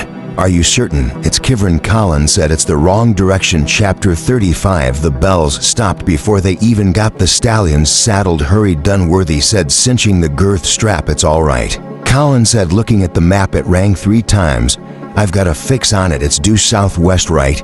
And this is Hennefeld, right? He held the map in front of Dunworthy, pointing to each place in turn. Then it's got to be this village here. Dunworthy glanced at it, and then toward the southwest again, trying to keep the direction of the bell clear. In his mind he was already unsure of it, though he could still feel the throbbing of its tolling. He wished the aspirin would take effect soon. Come on. Then Colin said, pulling the stallion over to the door of the shed. Get on, and let's go. Dunworthy put his foot in the stirrup and swung the other leg over. He was instantly dizzy. Carlin looked speculatively at him, and then said, I think I'd better drive in. Swung himself up in front of Dunworthy. Colin's kick on the stallion's flanks was too gentle, and his yanking on the reins too violent, but the stallion amazingly moved off docilely across the green and onto the lane. We know where the village is, Colin said confidently. All we need to find is a road that goes in that direction, and almost immediately declared that they had found it. It was a fairly wide path, and it led down a slope and into a stand of pines, but only a few yards into the trees it split in two, and Colin looked questioningly back at Dunworthy. The stallion didn't hesitate. It started off down the right-hand path. Look, it knows where it's going, Colin said delightedly. I'm glad one of us does, Dunworthy thought, pressing his eyes shut against the jouncing landscape and the throbbing. The stallion, given its head, was obviously going home, and he knew he should tell Colin that, but the illness was closing in on him again, and he was afraid to let go of Colin's waist for even a moment, for fear the fever would get away from him. He was so cold. That was the fever, of course. The throbbing, the dizziness, they were all of fever, and a fever was a good sign, the body marshaling its forces to fight off the virus. Assembling the troops, the chill was only a side effect of the fever blood. It's getting colder, Colin said, pulling his coat closed with one hand. I hope it doesn't snow. He let go of the reins altogether and pulled his muffler up around his mouth and nose. The stallion didn't even notice. It plodded steadily ahead through deeper and deeper woods. They came to another fork, and then another, and each time Colin consulted the map and the locator, but down there they couldn't tell which fork he chose, or whether the horse had simply kept on in the direction it had said. It began to snow, or they rode into it all at once. It was snowing, small steady flakes that obscured the path and melted on Dunworthy's spectacles. The aspirin began to take effect. Dunworthy sat up straighter and pulled his own cloak about him. He wiped his spectacles on the tail of it. His fingers were numb and bright red. He rubbed his hands together and blew on them. They were still in the woods, and the path was narrower than when they started. The map says Skengate is 5 kilometers from Hennenfeld, Colin said, wiping snow off the locator. And we've come at least 4, so we're nearly there. They were not nearly anywhere. They were in the middle of the witchwood on a cow path or a deer trail. It would end at a cotter's hut or a salt lick or a berry bush. The horse had fond memories of. See, I told you, Colin said. And there past the trees was the top of a bell tower. The stallion broke into a canter. Stop, Colin said to the stallion, pulling on the reins. Wait a minute. Downward they took the reins and slowed the horse to a reluctant walk. As they came out of the woods past a snow-covered meadow, and to the top of the hill the village lay below them, past a stand of ash trees obscured by the snow, so that they could only make out gray outlines, manor house, huts, church bell tower. It wasn't the right village. Skingate didn't have a bell tower, but if Colin had noticed, he didn't say anything. He kicked the stallion ineffectually a few times, and they rode slowly down the hill. Downworthy still holding on to the reins. There were no bodies down where they could see, but there were no people either, and no smoke from the huts. The bell tower looked silent and deserted, and there were no footprints around it. Halfway down the hill, Colin said, "I saw something." Dunworthy had seen it to a flicker of movement that could have been a bird or a moving branch just over there, Colin said, pointing toward the second hut. A cow wandered out from between the huts, untied, its teats bulging, and Downworthy was certain of what he'd feared, that the plague had been here too. "It's a cow," Colin said disgustedly. The cow looked up at the sound of Colin's voice and began to walk toward them, lowing. "Where's everybody?" Colin said. "Somebody had to ring the bell. They're all dead," Dunworthy thought, looking toward the churchyard. There were new graves there, the earth mounted up over them, and the snow still not completely covering them. "Hopefully they're all buried in that churchyard," he thought, and saw the first body. It was a young boy. He was sitting with his back to a tombstone, as if he were resting. "Look, there's somebody," Colin said, yanking back on the reins and pointing at the body. "Hello there." He twisted around to look at Dunworthy. "Will he understand what we say? Do you think he's?" Dunworthy said. The boy stood up, hauling himself painfully to his feet, one hand on the tombstone for support, looking around as if for a weapon. "We won't hurt you," Dunworthy called, trying to think what the Middle English would be. He slid down from the stallion, clinging to the back of the saddle. At the abrupt disjunction, he straightened and extended his hand, palm out, toward the boy. The boy's face was filthy, streaked and smeared with dirt and blood, and the front of his smock and rolled-up trousers were soaked and stiff with it. He bent down, holding his side as if the movement hurt him, picked up a stick that had been lying covered with snow, and stepped forward, barring his way. "Keep P from Harry de Favorablo. Has to be fallen US Kevin," Dunworthy said, and started toward her. "Don't come any closer," she said in English, holding the stick out in front of her like a gun. Its end was broken off jaggedly. "It's me, Kevin, Mr. Dunworthy," he said, still walking toward her. "No," she said, and backed away, jabbing the broken spade at him. "You don't understand. It's the plague." "It's all right, Kevin. We've been inoculated." "Inoculated," she said, as if she didn't know what the word meant. "It was the bishop's clerk. He had it when they came." Colin ran up, and she raised the stick again. "It's all right," Dunworthy said again. "This is Colin. He's been inoculated as well. We've come to take you home." She looked at him steadily for a long minute, the snow falling around them. "To take me home," she said, no expression in her voice, and looked down at the grave at her feet. It was shorter than the others and narrower, as if it held a child. After a minute she looked up at Dunworthy, and there was no expression in her face either. "I am too late," he thought despairingly, looking at her standing there in her bloody smock, surrounded by graves they have already crucified her. "Kevin," he said. She let the spade fall. "You must help me," she said, and turned and walked away from them toward the church. "Are you sure it's her?" Colin whispered. "Yes," he said. "What's the matter with her?" "I'm too late," he thought, and put his hand on Colin's shoulder for support. "She will never forgive me." "What's wrong?" Colin asked. "Are you feeling ill again?" "No," he said, but he waited a moment before he took his hand away. Kevin had stopped at the church door and was holding her side again. A chill went through him. "She has it," he thought. "She has the plague." "Are you ill?" he asked. "No," she said. She took her hand away and looked at it as if she expected it to be covered in blood. "He kicked me." She tried to push the church door open, winced, and let Colin. "I think he broke some ribs." Colin got the heavy wooden door open, and they went inside. Dunworthy blinked against the darkness, willing his eyes to adjust to it. There was no light at all from the narrow windows, though he could tell where they were. He can make out a low, heavy shape ahead on the left, a body, and the darker masses of the first pillars, but beyond them it was completely dark. Beside him, Colin was fumbling in his baggy pockets. Far ahead, a flame flickered, illuminating nothing But itself it went out Downworthy started toward it. Hold on a minute, Colin said, and flashed on a pocket torch. It blinded Dunworthy, making everything outside its diffused beam as black as when they first came in. Colin shone it around the church, on the painted walls, the heavy pillars, the uneven floor. The light caught on the shape Dunworthy had thought was a body. It was a stone tomb. She's up there, Dunworthy said, pointing toward the altar, and Colin obligingly aimed the torch in that direction. Kivrin was kneeling by someone who lay on the floor in front of the rood screen. It was a man, Downworthy saw as they came closer. His legs and lower body were covered with a purple blanket, and his large hands were crossed on his chest. Kevin was trying to light a candle with a coal, but the candle had burned down into a misshapen stub of wax and would not stay lit. She seemed grateful when Colin came up with his torch. He shone it full on them. You must help me with Roach, she said.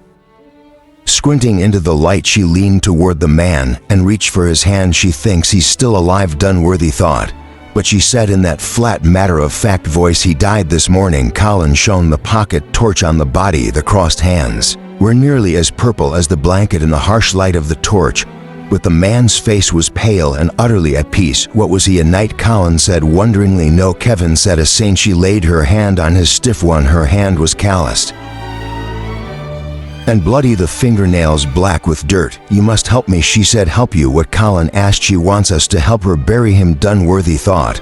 And we can't. The man she had called Roach was huge. He must have towered over Kivrin when he was alive. Even if they could dig a grave, the three of them together could not carry him, and Kivrin would never let them put a rope around his neck and drag him out to the churchyard. Help you? What? Colin said. We don't have much time. They hadn't any time.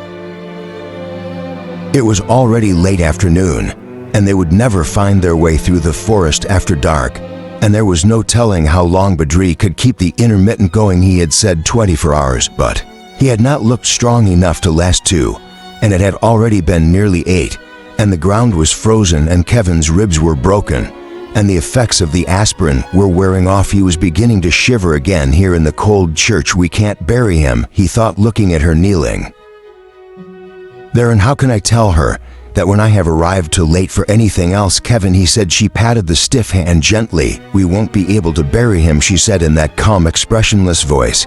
We had to put Rosamond in his grave after the steward. She looked up at Dunworthy. I tried to dig another one this morning, but the ground's too hard. I broke the spade. She looked up at Dunworthy. I set the mass for the dead for him, and I tried to ring the bell. We heard you, Colin said. That's how we found you. It should have been 9 strokes, she said, but I had to stop. She put her hand to her side, as if remembering pain. You must help me ring the rest. Why? Colin said. I don't think there's anybody left alive to hear it. It doesn't matter, Kevin said, looking at Dunworthy. We haven't time, Colin said. It'll be dark soon, and the drop is. I'll ring it, Dunworthy said. He stood up. You stay there, he said, though she had made no move to get up. I'll ring the bell. He started back down the nave. It's getting dark, Colin said, trotting to catch up with him, the light from his torch dancing crazily over the pillars and the floor as he ran. And you said you didn't know how long they could hold the net open. Wait a minute. Dunworthy pushed open the door, squinting against the unexpected glare of the snow, but it had grown darker while they were in the church, the sky heavy and smelling of snow. He walked rapidly across the churchyard to the bell tower. The cow that Colin had seen when they rode in the village ducked through the lich gate and ambled across the graves toward them, its hooves sinking in the snow. What's the use of ringing it when there's no one to hear it? Colin said, stopping to switch off his torch and then running to catch up again. Dunworthy went in the tower. It was as dark and cold as the church and smelled of rats. The cow poked its head in, and Colin squeezed past it and stood against the curving wall. You're the one who keeps saying we have to get back to the drop, that it's going to close and leave us here, Colin said. You're the one who said we didn't even have time to find Kivrin. Dunworthy stood there a moment, letting his eyes adjust and trying to catch his breath. He had walked too fast, and the tightness in his chest was back. He looked up at the rope it hung above their heads in the darkness, a greasy looking knot a foot from the frayed end. Can I ring it? Colin said, staring up at it. It's too small, Dunworthy said. I'm not, he said, and jumped up at the rope. He caught the end below the knot and hung on for several moments before dropping, but the rope scarcely moved, and the bell only clanged faintly and out of tune. as if someone had hit the side of it with a rock. It's heavy, he said. Dunworthy raised his arms and took hold of the rough rope. It was cold and bristly. He yanked sharply down, not sure he could do any better than Colin, and the rope cut into his hands. Bong, it's loud, Colin said, clapping his hands over his ears and gazing delightedly up at it. One, Dunworthy said. One, and up, remembering the Americans. He bent his knees and pulled straight down on the rope. Two, and up, and three. He wondered how Kivrin had been able to wring any strokes at all with her hurt ribs. The bell was far heavier, far louder than he had imagined, and it seemed to reverberate in his head, his tightening chest. Bong, he thought of Miss Pontini bending her chubby knees and counting to herself 5. He had not appreciated what difficult work it was. Each pull seemed to yank the breath out of his lungs. 6. He wanted to stop and rest, but he didn't want Kevin listening inside the church to think he had quit, that he had only intended to finish the strokes she had begun. He tightened his grip above the knot and leaned against the stone wall for a moment, trying to ease the tightness in his chest. Are you all right, Mr. Dunworthy? Colin said. Yes, he said, and pulled down so hard it seemed to tear his lungs open. 7. He should not have leaned against the wall. The stones were cold as ice. They had set him shivering again. He thought of Miss Taylor trying to finish the Chicago Surprise minor, counting how many strokes were left, trying not to give in to the pounding in her head. I can finish it, Colin said, and Dunworthy could scarcely hear him. I can go get Kevin, and we can do the last 2 strokes. We can both pull on it. Dunworthy shook his head. Every man must stick to his bell, he said breathlessly, and yanked down on the rope. 8. He must not let go of the rope. Miss Taylor had fainted and let it go, and the bell had swung right over the rope, whipping like a live thing. It had wrapped itself around Finch's neck and nearly strangled him. He must hold to it in spite of everything. He pulled down on the rope and hung on to it till he was certain he could stand, and then let it rise. 9. He said. Colin was frowning at him. You're having a relapse, aren't you? He said suspiciously. No, Dunworthy said, and let go of the rope. The cow had its head in the door. He pushed it roughly aside and walked back to the church and went inside. Kevin was still kneeling beside Roach, her hands still holding his stiff one. He stopped in front of her. I rang the bell, he said. She looked up without nodding. Don't you think we better go now? Colin said. It's getting dark. Yes, Dunworthy said. I think we'd best. The dizziness caught him completely unawares, and he staggered and nearly fell into Rocha's body. Kevin put out her hand and Colin dived for him, the torch flashing erratically across the ceiling. As he grabbed Dunworthy's arm, he caught himself on one knee in the flat of his hand and reached out with the other for Kivrin, but she was on her feet and backing away. You're ill. It was an accusation, an indictment. You've caught the plague, haven't you? She said, her voice showing emotion for the first time. Haven't you? No, Dunworthy said. He's having a relapse, Colin said, sticking the torch in the crook of the statue's arm so he could help Dunworthy to a sitting position. He didn't pay any attention to my placards. It's a virus, Dunworthy said, sitting down with his back to the statue. It's not the plague. Both of us have had streptomycin and gamma globulin. We can't get the plague. He leaned his head back against the statue. It's a virus. I'll be all right. I only need to rest a moment. I told him he shouldn't have rung the bell, Colin said, emptying the burlap sack onto the stone floor. He wrapped the empty sack around Dunworthy's shoulders. Are there any aspirin left? Dunworthy asked. You're only supposed to take them every 3 hours, Colin said, and you're not supposed to take them without water. Then fetch me some water, he snapped. Colin looked to Kivrin for support, but she was still standing on the other side of Roach's body, watching Dunworthy warily. Now, Dunworthy said, and Colin ran out, his boots echoing on the stone floor. Dunworthy looked across at Kevin, and she took a step back. It isn't the plague, he said. It's a virus. We were afraid you had been exposed to it before you came through and had come down with it. Did you? Yes, she said, and knelt beside Roach. He saved my life. She smoothed the purple blanket, and Dunworthy realized it was a velvet cloak. It had a large silk cross sewn in the center of it. He told me not to be afraid, she said. She pulled the cloak up over his chest under his crossed hands, but the action left his feet in thick incongruous sandals uncovered. Dunworthy took the burlap bag from around his shoulders and spread it gently over the feet, and then stood up carefully, holding onto the statue so he wouldn't fall down. Kevin patted Roche's hands. He didn't mean to hurt me, she said. Colin came back in with a bucket Half full of water he must have found in a puddle. He was breathing hard. The cow attacked me, he said, scooping a filthy dipper out of the bucket. He emptied the aspirin into Dunworthy's hand. There were 5 tablets. Dunworthy took 2 of them, swallowing as little of the water as he could, and handed the others to Kevin. She took them from him solemnly, still kneeling on the floor. I couldn't find any horses, Colin said, handing Kevin the dipper. Just a mule donkey, Kevin said. Maisie stole on Nez's pony. She gave Colin the dipper and took hold of Roach's hand again. He rang the bell for everyone so their souls could go safely to heaven. Don't you think we'd better be going? Colin whispered. It's almost dark out, Evan. Rosamond, Kevin said, as if she hadn't heard he was already ill. I told him there wasn't time, that we had to leave for Scotland. We must go now, Dunworthy said before the light failed. She didn't move or let go of Rocha's hand. He held my hand when I was dying, Kevin, he said. Gently she laid her hand on Roach's cheek, looked at him a long moment, and then got to her feet. Dunworthy offered her his hand, but she stood up by herself, her hand pressed to her side, and walked down the nave. At the door she turned and looked back into the darkness. He told me where the drop was when he was dying, so I could go back to heaven. He told me he wanted me to leave him there and go so that when he came I would already be there, she said, and went out into the snow. Chapter 36. The snow fell silently, peacefully on the stallion and the donkey waiting by the lich gate. Dunworthy helped Curvin onto the stallion, and she did not flinch away from his touch as he had been afraid she would. But as soon as she was up, she leaned away from his grasp and took hold of the reins.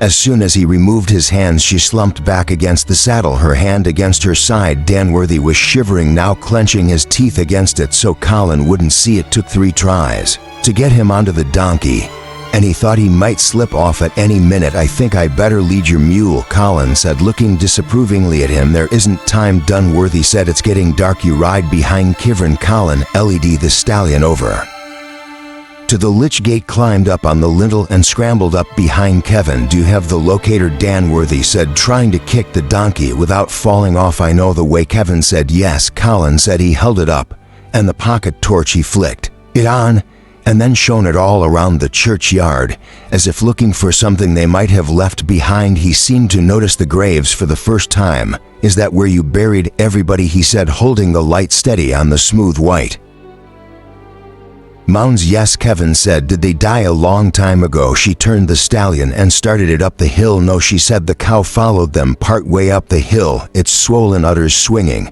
and then stopped and began lowing pitifully. Dunworthy looked back at it. It moved uncertainly at him, and then ambled back down the road toward the village. They were nearly to the top of the hill, and the snow was letting up, but below in the village it was still snowing hard. The graves were covered completely, and the church was obscured, the bell tower scarcely visible at all. Kivrin did not so much as glance back. She rode steadily forward, sitting very straight, with Colin arm behind her, holding not to Kivrin's waist, but to the high back of the saddle. The snow came down fitfully, and then in single flakes, and by the time they were in thick woods again, it had nearly stopped. Dunworthy followed the horse, trying to keep up with its steady gait, trying not to give way to the fever. The aspirin was not working. He had taken it with too little water, and he could feel the fever beginning to overtake him, beginning to shut out the woods and the donkey's bony back. And Colin's voice, he was talking cheerfully to Kivrin, telling her about the epidemic,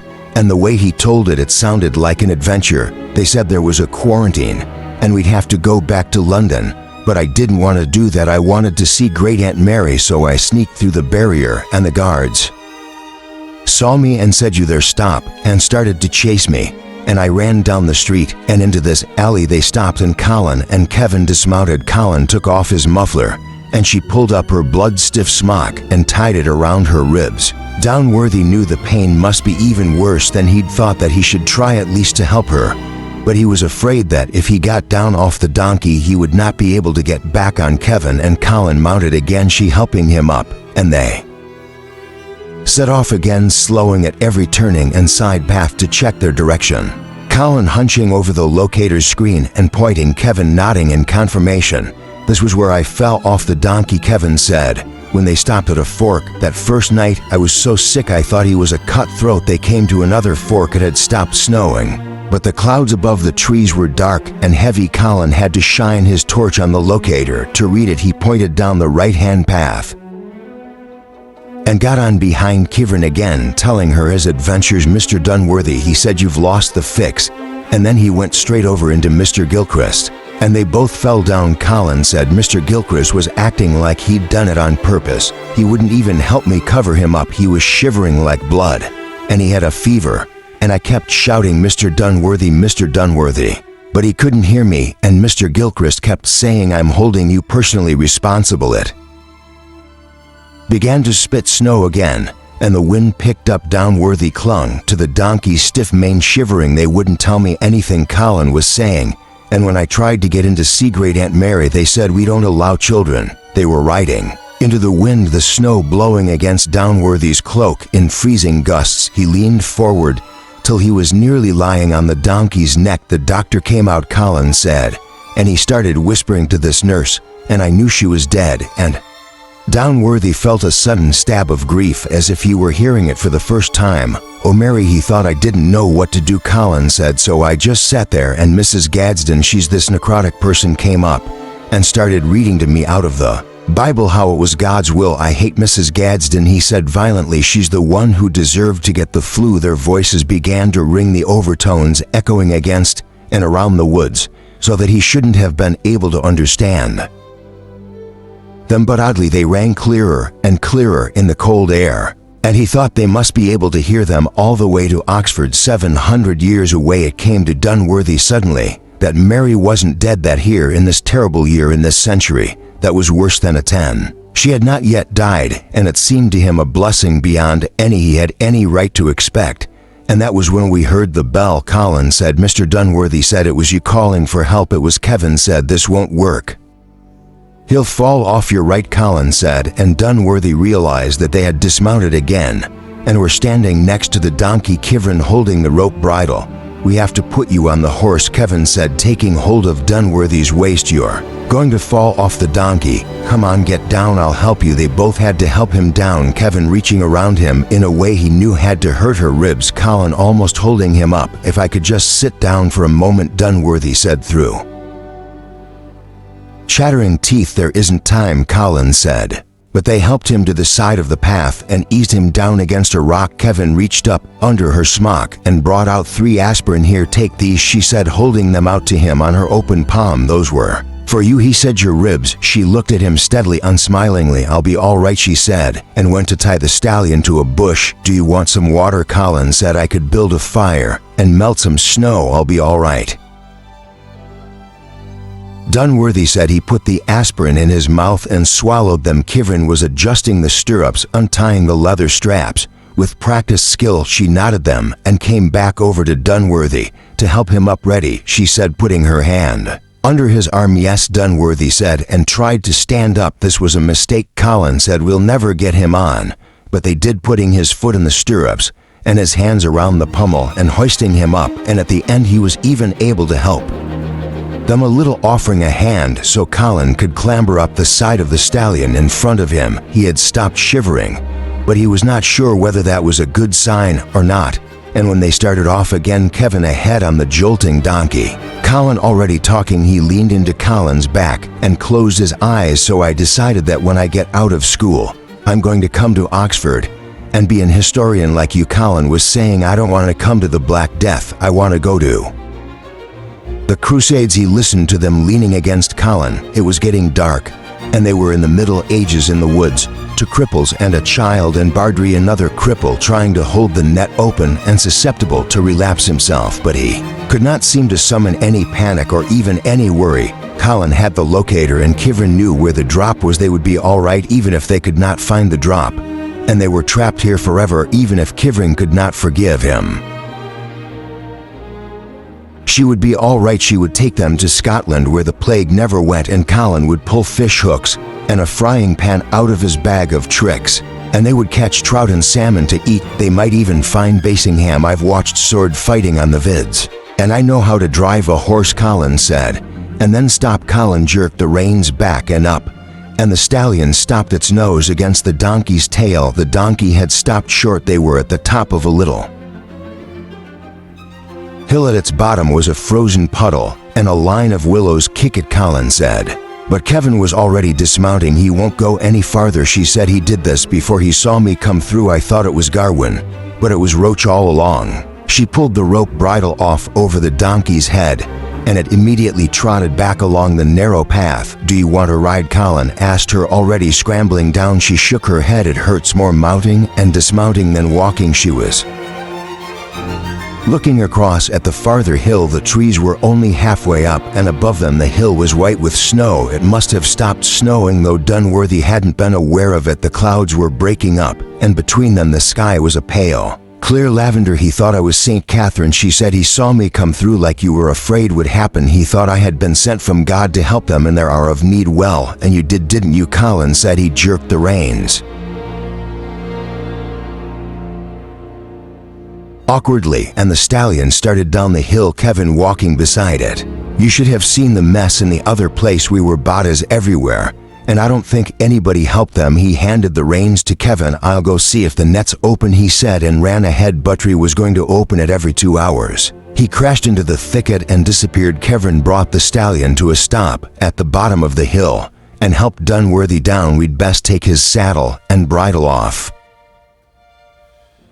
Dunworthy said. When we found him, he was tangled in a bush. Together they got the girth uncinched and the saddle off. Kevin unhooked the bridle and reached up to stroke the stallion's head. You'll be all right, Dunworthy said. Maybe, she said. Colin burst through the willows, scattering snow everywhere. It's not open. It'll open soon, Dunworthy said. Are we taking the horse with us? Colin asked. I thought historians weren't allowed to take anything into the future, but it'd be great if we could take him. I could ride him when I go to the Crusades. He exploded back through the thicket, spraying snow. Come on, you guys, it could open any time. Kevin nodded. She smacked the stallion on its flank. It walked a few paces and then stopped, and then looked back at them questioningly. Come on, Colin said from somewhere inside the thicket, but Kevin didn't move. She put her hand against her side. Kevin, he said, moving to help her. I'll be all right, she said, and turned away from him to push aside the tangled branches of the thicket. It was already twilight under the trees. The sky between the black branches of the oak was lavender blue. Colin was dragging a fallen log into the middle of the clearing in case we just missed it and have to wait a whole 2 hours, he said. Dunworthy sat down gratefully. How do we know where to stand when the net opens? Colin asked Kevin. We'll be able to see the condensation, she said. She went over to the oak tree and bent down to brush the snow away from its base. What if it gets dark? Conan asked. She sat down against the tree, biting her lips as she eased herself onto the roots. Colin squatted down between them. I didn't bring any matches, or I'd start a fire, he said. It's all right, Dunworthy said. Colin switched on his pocket torch and then switched it off again. I think I better save this in case something goes wrong. There was a movement in the willows. Colin leaped up. I think it's starting, he said. It's a stallion, Dunworthy said. He's eating. Oh, Colin sat back down. You don't think the net already opened and we didn't see it because it was dark? No, Dunworthy said. Perhaps Bardry had another relapse and couldn't keep the net open, he said, sounding more excited than scared. They waited. The sky darkened to purple blue and stars began to come out in the branches of the oak. Colin sat on the log beside Dunworthy and talked about the Crusades. You know all about the Middle Ages, he said to Kevin, so I thought perhaps you'd help me get ready, you know. Teach me things. You're not old enough, she said. It's very dangerous, I know, Colin said, but I really want to go. You have to help me, please. It won't be anything like you expect, she said. Is the food necrotic? I read in this book Mr. Dunworthy gave me how they ate spoiled meat and swans and things. Kevin looked down at her hands for a long minute. Most of it was terrible, she said softly, but there were some wonderful things. He thought of Mary leaning against Balliol's gate, talking about the Valley of the Kings, saying, I'll never forget it. Wonderful things. What about Brussels sprouts? Colin asked. Did they eat Brussels sprouts in the Middle Ages? Kevin almost smiled. I don't think they were invented yet. Good, he jumped up. Did you hear that? I think it's starting. It sounds like a bell. Kevin raised her head, listening. A bell was ringing when I came through, she said. Come on, Colin said, and yanked downwardly to his feet. Can't you hear it? It was a bell, faint and far "Away, it's coming from over here," Colin said. He darted to the edge of the clearing. "Come on." Kieran put her hand on the ground for support and got to her knees. Her free hand went involuntarily to her side. Dunworthy reached his hand out to her, but she didn't take it. "I'll be all right," she said quietly. "I know," he said, and let his hand drop. She stood up carefully, holding on to the rough trunk of the oak, and then straightened and stood free of it. "I got it all on the recorder," she said. "Everything that happened." Like John Klyn, he thought, looking at her ragged hair, her dirty face, a true historian writing in the empty church surrounded by graves. "I, seeing so many evils, have put into writing all the things that I have witnessed, lest things which should be remembered perish with time." Kevin turned her palms up and looked at her wrists in the twilight. "Father Roach, and Agnes, and Rosamond, and all of them," she said. "I got it all down." She traced a line down the side of her wrist with her